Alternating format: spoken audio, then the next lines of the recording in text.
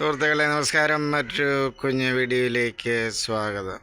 CPIയുടെ മുതിർന്ന നേതാവ് ശ്രീ ആർ നല്ലകണ്ണ് അന്തരിച്ചു. ലാളിത്യത്തിൻ്റെ മൂർത്തിമദ്ഭാവമായിരുന്നു ശ്രീ ആർ നല്ലകണ്ണ്.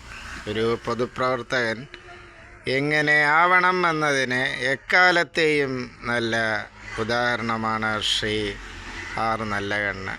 ഇപ്പോഴത്തെ നേതാക്കളുമായി താരതമ്യം ചെയ്യുമ്പോൾ ശ്രീ ആർ നല്ലകണ്ണിൻ്റെ മൂല്യം കണ്ട് നാം അതിശയിച്ചു പോകുന്നു.